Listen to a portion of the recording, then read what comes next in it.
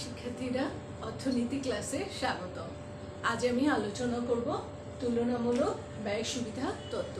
David রিকার্ডোর খুবই গুরুত্বপূর্ণ একটা তত্ত্ব, তুলনামূলক ব্যয় সুবিধা তত্ত্ব, কম্পারেটিভ কস্ট অ্যাডভান্টেজ থিওরি। এই তত্ত্বটা এবং আমি গত ক্লাসে যে আলোচনা করেছিলাম চরম ব্যয় সুবিধা তত্ত্ব, এই দুটো তত্ত্বই ডিগ্রি দ্বিতীয় বর্ষের চতুর্থ পত্র এবং তৃতীয় বর্ষের ষষ্ঠ পত্রে তোমাদের পড়তে হবে। আমরা গত ক্লাসে আলোচনা করেছিলাম অ্যাডাম স্মিথের চরম ব্যয় সুবিধা তত্ত্ব। অ্যাডাম স্মিথ তার তত্ত্বে বলেছিলেন যে দুটো দেশের মধ্যে একটি দেশ যে পণ্য উৎপাদনে চরম ব্যয় সুবিধা থাকবে বা সুস্পষ্ট সুবিধা লাভ করবে সেই পণ্য উৎপাদন করবে এবং রপ্তানি করবে, এবং যে পণ্য উৎপাদনে চরম ব্যয় সুবিধা লাভ করবে না সেই দ্রব্য অন্য দেশ থেকে আমদানি করবে। এখন ডেভিড রিকার্ডো এইখানে প্রশ্ন রাখেন যে যদি দুটি দেশের মধ্যে একটি দেশের উভয় পণ্য উৎপাদনে চরম ব্যয় সুবিধা থাকে, যদি একটি দেশের উভয় পণ্য উৎপাদনে চরম ব্যয় সুবিধা থাকে এবং অন্য দেশটির উভয় পণ্য উৎপাদনে চরম সুবিধা না থাকে, তাহলে কি দেশ দুটির মধ্যে বাণিজ্য হবে না? এই প্রশ্নের উত্তর অ্যাডাম স্মিথের চরম ব্যয় সুবিধা তত্ত্বে পাওয়া যায় না। এই প্রশ্নের উত্তর দিতে গিয়েই ডেভিড রিকার্ডো তার তুলনামূলক ব্যয় সুবিধা তত্ত্বের অবতারণা করেন। তার বিখ্যাত গ্রন্থ প্রিন্সিপালস অফ পলিটিক্যাল ইকোনমি, এই গ্রন্থে তিনি তুলনামূলক ব্যয় সুবিধা তত্ত্বের সুস্পষ্ট ব্যাখ্যা প্রদান করেন। ডেভিড রিকার্ডোর মতে দুটো দেশের মধ্যে একটি দেশের যদি উভয় পণ্য উৎপাদনে চরম ব্যয় সুবিধা থাকে, তারপরেও যদি দুটি দেশের মধ্যে তুলনামূলক ব্যয় পার্থক্য থাকে, তাহলে দেশ দুটির মধ্যে লাভজনক বিনিয়োগ হতে পারে, লাভজনক বাণিজ্য হতে পারে। একটি দেশ সেই পণ্য উৎপাদন করবে এবং রপ্তানি করবে যার উৎপাদন ব্যয় তুলনামূলকভাবে কম। একটি দেশ সেই পণ্য উৎপাদন করবে এবং রপ্তানি করবে যার উৎপাদন ব্যয় তুলনামূলকভাবে কম, এবং দেশটি সেই পণ্য আমদানি করবে যার উৎপাদন ব্যয় তুলনামূলকভাবে বেশি। এটাই ডেভিড রিকার্ডোর মত। ডেভিড রিকার্ডোর তত্ত্বকে আমরা একটা টেবিলের সাহায্যে ব্যাখ্যা করব। তার আগে আমরা অনুমিত শর্ত লিখব। অ্যাজাম্পশন, অনুমিত শর্ত, অর্থাৎ যে শর্তের অধীনে এই তত্ত্বটি পরিচালিত হয়। অর্থাৎ ডেভিড রিকার্ডো এই তত্ত্বটি ব্যাখ্যার ক্ষেত্রে এই শর্তগুলো বিদ্যমান ধরে নিয়েছেন। আমরা অনুমিত শর্তগুলো দেখি। প্রথমে আছে শ্রম মূল্য, পূর্ণ প্রতিযোগিতা, শূন্য পরিবহন ব্যয়, আন্তর্জাতিকভাবে শ্রমের গতিশীলতা নেই, সমজাতীয় শ্রম, স্থির ব্যয়, দুটি দেশ এবং দুটি পণ্য। এগুলো হলো এই তত্ত্বের অনুমিত শর্ত। আমরা টেবিলের সাহায্যে তত্ত্বটি দেখি যে এখানে ডেভিড রিকার্ডো দুটি দেশ ধরেছেন, আমরা দুটো দেশ ধরেছি, ভারত এবং বাংলাদেশ। উৎপাদন ব্যয়কে শ্রম ব্যয় হিসেবে ধরা হয়েছে দুটো পণ্য, ধান, পাট। এটা হলো আভ্যন্তরীণ বিনিময় হার। 10 একক শ্রম ব্যয়ে ভারত 10 একক ধান উৎপাদন করতে পারে এবং 20 একক পাট উৎপাদন করতে পারে। ভারত 10 একক শ্রম ব্যয়ে 10 একক ধান উৎপাদন করতে পারে এবং 20 একক পাট উৎপাদন করতে পারে। আভ্যন্তরীণ বিনিময় হলো 1:2। বাংলাদেশ একই পরিমাণ শ্রম ব্যয়ে, অর্থাৎ 10 একক শ্রম ব্যয়ে 5 একক ধান এবং 15 একক পাট উৎপাদন করতে পারে।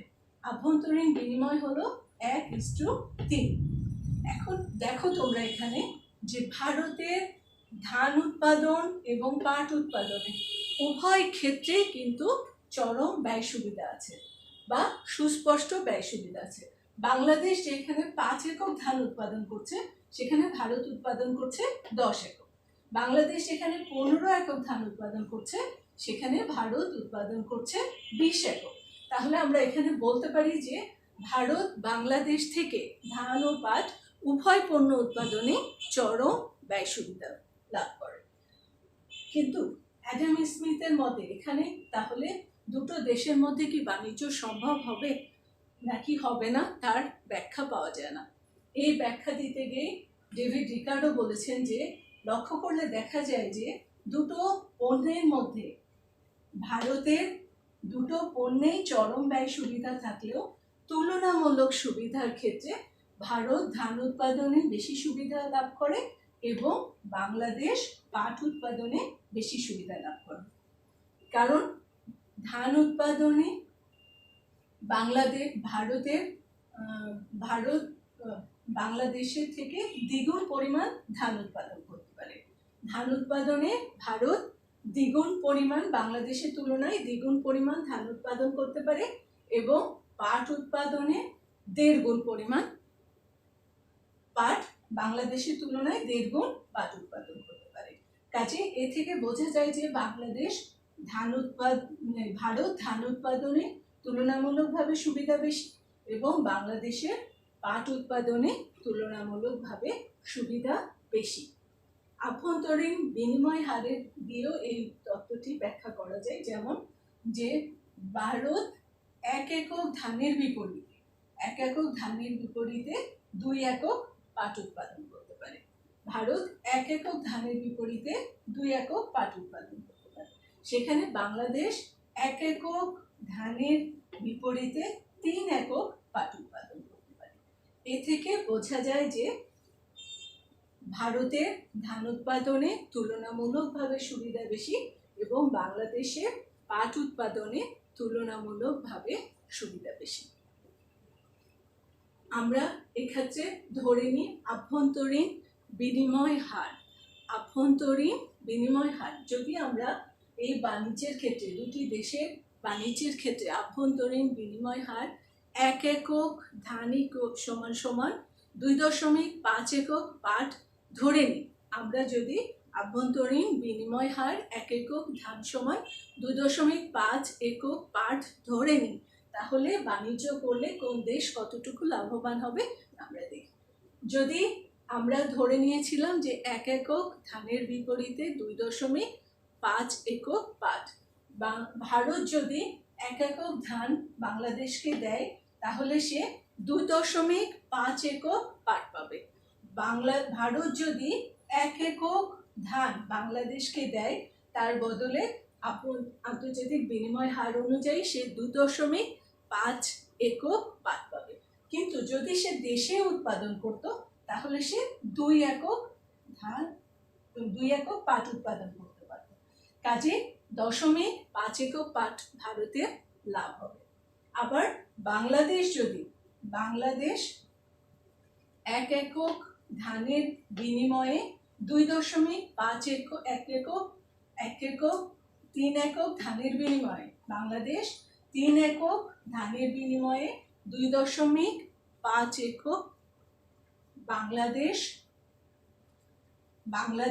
1 একক ধানের বিনিময়ে বাণিজ্য করলে 2.5 একক পাট পাবে। বাংলাদেশ 1 একক ধানের বিপরীতে বাণিজ্য করলে 2.5 একক পাট পাবে। কাজে দেশে যদি সে উৎপাদন করত তাহলে 3 একক পাট উৎপাদন করতে পারত। কাজে 0.5 একক পাট বাংলাদেশে লাভ থেকে যাবে।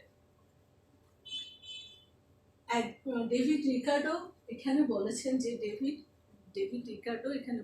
যে যদি দুটি দেশের মধ্যে তুলনামূলক ব্যয় সুবিধা থাকে তাহলে দেশ দুটি বাণিজ্য করলে বাণিজ্য থেকে লাভবান হবে। আমরা বিষয়টা চিত্রের সাহায্যে দেখি। চিত্রে ভারতের উৎপাদন সম্ভাবনা রেখা সিডি এবং বাংলাদেশের উৎপাদন সম্ভাবনা রেখা এবি। চিত্রে ভারতের উৎপাদন সম্ভাবনা রেখা সিডি এবং বাংলাদেশের উৎপাদন সম্ভাবনা রেখা এবি। এই চিত্র থেকে দেখা যায় যে বাংলাদেশ ও এ পরিমাণ পাট উৎপাদন করতে পারছে, সেখানে ভারত ও সি পরিমাণ পাট উৎপাদন করতে পারছে। কাজে পাট উৎপাদনে ভারতের চরম ব্যয় সুবিধা আছে। বাংলাদেশ ও বি পরিমাণ ধান উৎপাদন করছে, সেখানে ভারত ও ডি পরিমাণ ধান উৎপাদন করছে। কাজে ধান উৎপাদনেও কিন্তু ভারতের বাংলাদেশের থেকে অধিক ব্যয় সুবিধা আছে। তাহলে বলা যায় যে দুটো পণ্য উৎপাদনই কিন্তু ভারতের বাংলাদেশ থেকে চরম ব্যয় সুবিধা আছে। তাহলে এখানে কি বাণিজ্য হবে না? কিন্তু ডেভিড রিকার্ডো বলেছেন যে এখানেও বাণিজ্য সম্ভব যদি তুলনামূলক ব্যয় পার্থক্য থাকে। তুলনামূলক ব্যয় পার্থক্য নির্ণয় করার জন্য আমরা সিডি এর সমান্তরাল করে এই রেখা, সিডি এর সমান্তরাল করে এই রেখা, এই রেখাকে আমরা ভারতের উৎপাদন সম্ভাবনা রেখা এবং এবি রেখাকে আমরা বাংলাদেশের উৎপাদন সম্ভাবনা রেখা ধরি। এই ই রেখাকে আমরা ভারতের উৎপাদন সম্ভাবনা রেখা এবং এবি রেখাকে আমরা বাংলাদেশের উৎপাদন সম্ভাবনা রেখা ধরে।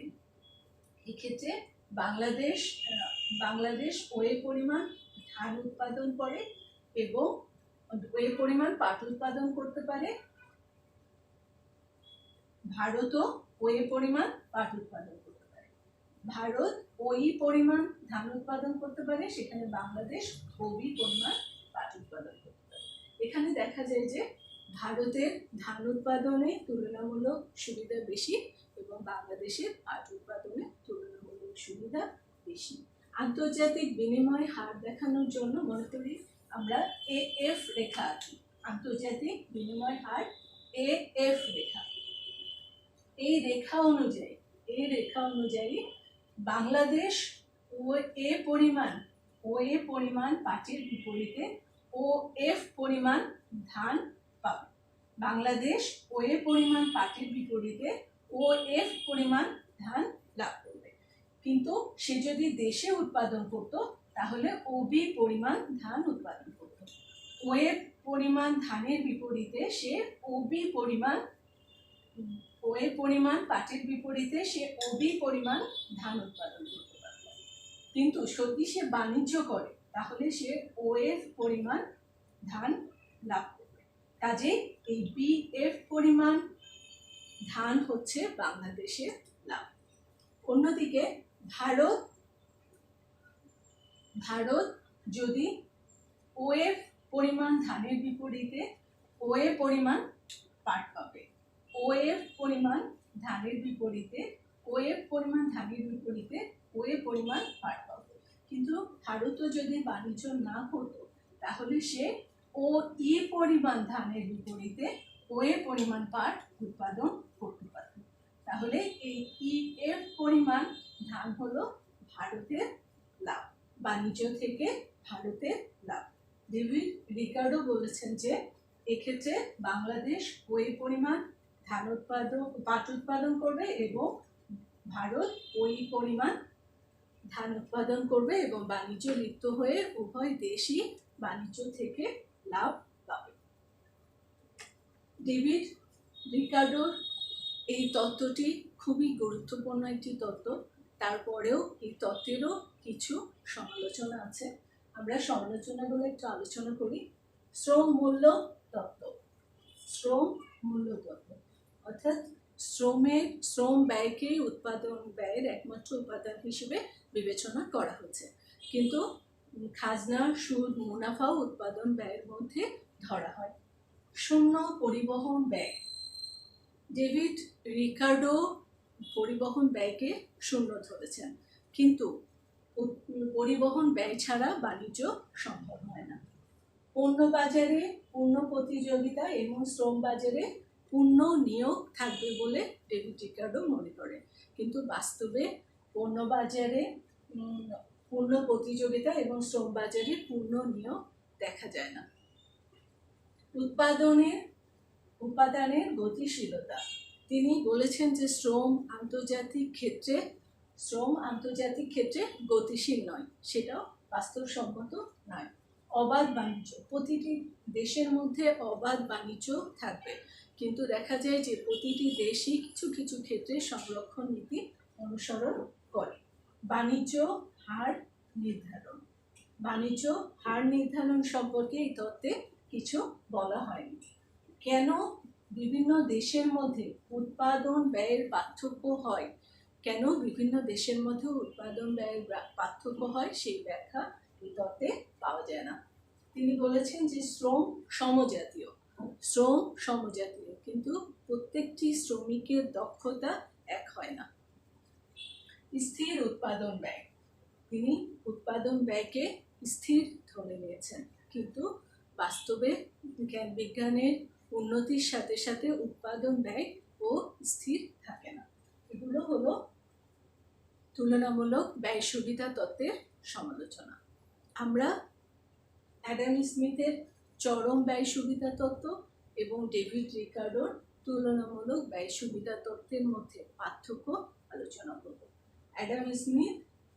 অ্যাডাম স্মিথের চরম ব্যয় সুবিধা তত্ত্ব এবং ডেভিড রিকার্ডোর তুলনামূলক ব্যয় সুবিধা তত্ত্বের পার্থক্য আলোচনা করব এবং এই দুটো তত্ত্বের মধ্যে কোনটি বেশি উন্নত সেটা জানব। বাণিজ্যের পার্থক্যে বাণিজ্যের ভিত্তি হিসেবে অ্যাডাম স্মিথ চরম ব্যয় সুবিধাকে ধরেছেন এবং ডেভিড রিকার্ডো তুলনামূলক ব্যয় সুবিধাকে ধরেছেন। বাণিজ্য থেকে লাভ, অ্যাডাম স্মিথ বলেছেন যে দুটো দেশের মধ্যে চরম ব্যয় সুবিধা থাকলে বাণিজ্য থেকে লাভজনক হবে, এবং ডেভিড রিকার্ডো বলেছেন যে দুটো দেশের মধ্যে তুলনামূলক ব্যয় পার্থক্য থাকলে দেশ দুটির মধ্যে বাণিজ্য লাভজনক হবে। লাভজনক বাণিজ্যের সম্প্রসারণ, যদি একটি দেশের উভয় পণ্য উৎপাদনে চরম ব্যয় সুবিধা থাকে তাহলে কি দেশ দুটির মধ্যে বাণিজ্য সম্ভব কিনা তার কোনো উত্তর অ্যাডাম স্মিথের তত্ত্বে পাওয়া যায় না। কিন্তু ডেভিড রিকার্ডো এখানে বলেছেন যে দুটো দেশের মধ্যে যদি তুলনামূলক ব্যয় পার্থক্য থাকে তাহলে দেশ দুটির মধ্যে বাণিজ্য লাভজনক হবে। চরম ব্যয় সুবিধার অধীনে বাণিজ্য, একটি দেশ উভয় পণ্য উৎপাদনে চরম ব্যয় সুবিধা ভোগ করে তাহলে কি দেশ দুটির মধ্যে বাণিজ্য হবে কিনা সেটা অ্যাডাম স্মিথের তত্ত্বে পাওয়া যায় না। কিন্তু ডেভিড রিকার্ডো বলেছেন যদি বিনিময় হারের পার্থক্য থাকে তাহলেই দেশ দুটির মধ্যে বাণিজ্য লাভজনক হবে। বাণিজ্যের আওতা, ডেভিড রিকার্ডো তার তুলনামূলক ব্যয় তত্ত্বটিকে আওতা অনেক বেশি বিস্তৃত, কারণ তিনি বলেছেন যে তুলনামূলক ব্যয় সুবিধা থাকলেই দেশ দুটির মধ্যে বাণিজ্য সংগঠিত হতে পারে, কিন্তু অ্যাডাম স্মিথ বলেছেন যে চরম ব্যয় সুবিধা থাকলেই কেবল দেশ দুটির মধ্যে বাণিজ্য সংগঠিত হবে। সব শেষে আমরা বলতে পারি যে অ্যাডাম স্মিথের তত্ত্বে যে ব্যাখ্যা এবং অপূর্ণতার ক্ষেত্রে যে সংকীর্ণতা থাকে তা পূরণ করতে ডেভিড রিকার্ডো তার তুলনামূলক ব্যয় তত্ত্বে নিয়ে আসেন। বাণিজ্যের ক্ষেত্র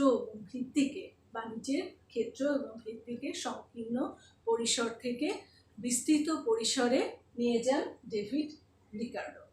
সুতরাং আমরা বলতে পারি যে অ্যাডাম স্মিথের তত্ত্ব থেকে ডেভিড রিকার্ডোর তত্ত্বটি অনেক বেশি উন্নত। আমি তত্ত্বটিকে সহজভাবে বোঝানোর চেষ্টা করলাম, জানি না তোমরা কতটুকু বুঝলে দূর থেকে, তারপরেও আমার ধারণা যদি মনোযোগ দিয়ে দেখো তাহলে বিষয়গুলো বুঝতে পারবে। আজ এই পর্যন্তই, তোমরা সবাই ভালো থাকো, সুস্থ থাকো, সেই কামনা করে শেষ করছি।